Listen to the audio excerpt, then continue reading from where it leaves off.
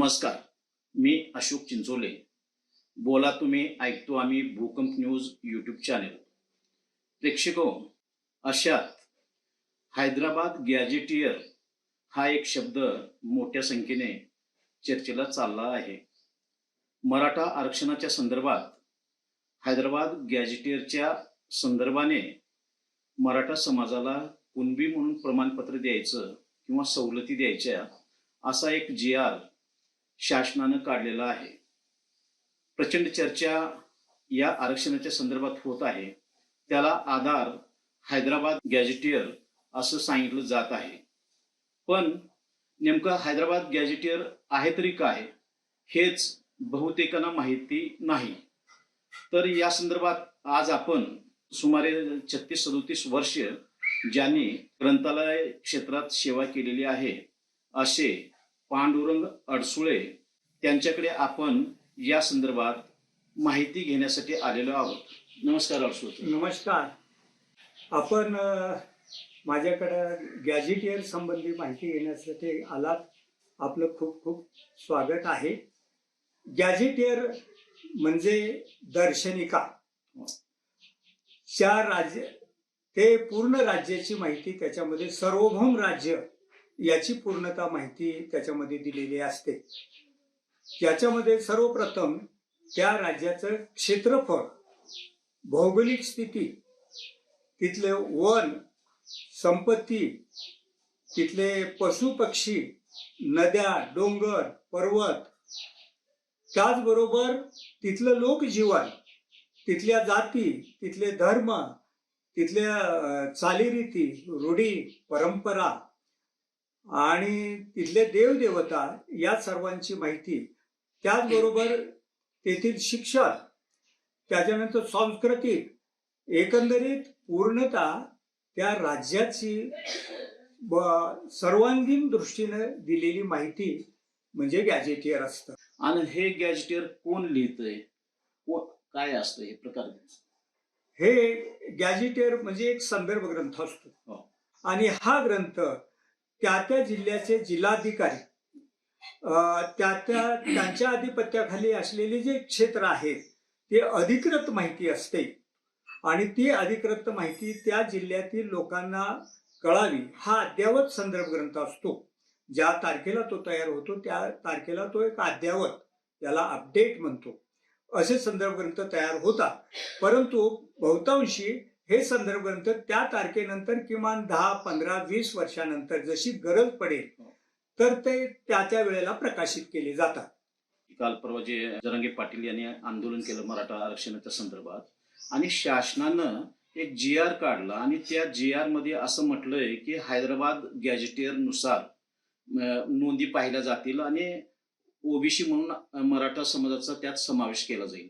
म्हणजे हे गॅजेटियर म्हणजे काय, प्रत्येक शब्द यातला पाळला पाहिजे असं आहे की सत्य असतं की बंधनकारक आहे, काय? हा जो ग्रंथ आहे तो माहितीचा आहे. याच्यामध्ये आता मराठीत कुणबी असा जो शब्द प्रयोग आहे तर तो कुणबी नावाची जात त्या राज्यात किंवा त्या जिल्ह्यात राहते का याचा उल्लेख केलेला असतो. याला तसा म्हणजे माहितीच्या दृष्टीनं तो कायदेशीर आहे की नाही मला माहिती नाही, पण माहितीच्या दृष्टीनं हा समाज इथं राहतो एवढं ते दर्शविते. आणि यात जे काही माहिती आहे ती अधिकृत असते असं म्हणता येईल. हो, ही माहिती अधिकृतच असते कारण ते शासनानं प्रकाशित केलेली असल्यामुळं आणि शासनाच्या आधिपत्याखाली असलेल्या वेगवेगळ्या डिपार्टमेंटने, विभागाने तयार केलेली असते, त्याच्यामुळे ती अधिकृत असते माहिती. आता आपण महाराष्ट्रात आहोत, मराठवाड्यात आहोत, मग हे हैदराबाद गॅजेटियर आपल्यासाठी लागू का असं म्हणायचं?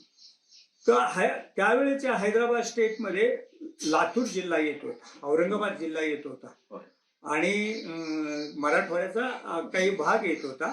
बाकी इतरही निजाम स्टेटमध्ये काही जिल्हे होते. तर या सगळ्या जिल्ह्याची माहिती त्याच्यामध्ये एकत्रित केलेली होती. कारण औरंगाबाद गॅजेटियर मध्ये ही माहिती पूर्णतः या अगोदर आलेली आहे. परंतु 1818 पर्यंत हे पहिल्यांदा हे गॅजेटियर प्रकाशित झालं. त्याच्यानंतर लातूर जिल्ह्याचं विभाजन झाल्यानंतर लातूर जिल्ह्याचं गॅजिटर 2 खंडात निर्माण झालं, खंड 1 आणि 2. आणि याच्यापूर्वी लातूर जिल्हा हा उस्मानाबाद जिल्ह्याच्या अंडर होता तेव्हा उस्मानाबादचं गॅजिटर इंग्रजीमध्ये प्रकाशित झालेलं आहे. अशा प्रकारची माहिती हे अधिकृत असते, परंतु कायदेशीररित्या ते उपयोगाचे आहे की नाही याच्याबद्दल काय आपल्याला कल्पना नाही. आता हे हैदराबाद गॅजेटियर जे आहे कुठल्या भाषेत लिहिलं असेल त्यावेळेस, इंग्रजीमध्ये, उर्दूमध्ये, मोडीमध्ये किंवा मराठीमध्ये? समकालीन जी भाषा होती तेव्हा इंग्रजाचं राज्य होतं आणि बहुतांशी युनिव्हर्सल लँग्वेज म्हणून इंग्रजी आणि त्या प्रांताची जी भाषा असेल, उर्दू असेल किंवा मग त्या स्टेट अंतर्गत ज्या काही भाषा येत होत्या त्या भाषेमध्ये उर्दू, मोडी, इंग्रजी या असू शकतात, म्हणजे या भाषेत ते लिहिलेलं असू शकतं. पण हे गॅजेटियर म्हणजे हे त्रोटकच असावं. जसं आता जनगणना असते त्यात कुठल्या गावामध्ये कुठला समाज असं नावं असायची. या गॅजेटियर मध्ये आता मराठा, कुणबी असं जर काही असेल उल्लेख तर तो असतोय का? व्यक्तिशाप किंवा प्रत्येक गावात किती राहत होती काय? त्याच्यासाठी स्वतंत्र संदर्भ ग्रंथ आहे. जनगणना, सेन्सस रिपोर्ट एक प्रत्येक राज्याचा, देशाचा असतो. त्याच्यामध्ये हे डिटेल्स त्याच्यामध्ये माहिती असते. गॅजेटियर मध्ये किंवा जिल्हा दर्शनिकेमध्ये अशा प्रकारची फक्त तिथं कोणकोणता समाज राहतो याची माहिती त्याच्यामध्ये, त्यांचे आडनावं काय असू शकतात याची माहिती याच्यामध्ये असते गॅजेटियर्स मध्ये. आणि एकंदरीत कोणकोणत्या किती लोक कुण्या जातीचे राहतात तर ते सेन्सस रिपोर्ट मध्ये त्याच्यामध्ये उपलब्ध होते. नाही, या गॅजेटियर मध्ये असं सापडू शकतं का, किंवा एखाद्या गावातला अमर पाटील नावाचा व्यक्ती आहे त्याचं नाव असते का, त्याच्या वंशावळ त्यात असते का, तो कुठल्या जातीचा आहे असं काही असू शकते का? नाही, या गॅजेटियर मध्ये तसं असत नाही. म्हणजे या जातीची माणसं कोणकोणते आडनावाचे आहेत याच्याबद्दलचा उल्लेख असतो, परंतु पर्टिक्युलर अमुकच माणूस इथं राहतो का याच्यामध्ये नाही. हे सेन्सस रिपोर्ट ऑफ इंडियामध्ये असू शकतो. यात केवळ संख्या दिली जात असावं किंवा या आडनावाचे व्यक्ती राहतात एवढेच नाही, याच्यामध्ये संख्या दिली नाही की या भागामध्ये या समाजाचे या आडनावाचे लोक राहतात एवढा त्याच्यामध्ये उल्लेख असतो. नाही, अनेकदा आता या गॅजेटियर मध्ये असं काही उल्लेख आहे का कुठे की आता आपण काय म्हणतो की ही भाषा शिकण्यासाठी किंवा हैदराबाद गॅजेटियर वाचण्यासाठी काय मोडी लिपीचे वगैरे लोकांना पाचारण केलं चाललंय, शिका म्हणतात, आणि तिथं कुठंतरी किंवा कु असं काहीतरी लिहिलं जातं किंवा कु टिंब असं लिहिलं जातं असं तुम्ही म्हणताय ते बरोबर आहे, परंतु हैदराबाद संस्थानमध्ये जे जिल्हे होते आणि जिथे बहुभाषिक जे लोक होते त्यांच्यासाठी ज्या भाषेमध्ये शिक्षण दिलं जात होतं त्या प्रामुख्याने त्यावेळेला उर्दू आणि मोडी आणि इंग्रजी भाषा होती प्रामुख्याने. त्या भाषेमध्ये त्या जिल्ह्यामध्ये जी भाषा आहे त्या भाषेमधले ते त्यावेळेला ते गॅजेटियर प्रकाशित झालं असावं. तर त्याप्रमाणे आणि इंग्रजाचं राज्य असल्यामुळं बहुतांशी इंग्रजीमध्ये त्या समकालीन ते प्रकाशित झालेलं आहे. आणि इथं निजामाचं राज्य असल्यामुळं कदाचित ते उर्दू मध्ये असावं. आणि मोडी भाषा ही सार्वत्रिक अशी कुठे नव्हती, ती शिक्षणाची भाषा होती, पण ती प्रशासकीय भाषा नव्हती. प्रशासकीय भाषा हे उर्दू होती आणि इंग्रजी होती आणि मराठी. त्याच्यामुळे याच भाषेमध्ये जे लोकांना जी भाषा समजते त्या भाषेमध्ये हे ग्रंथ प्रकाशित होत असतात.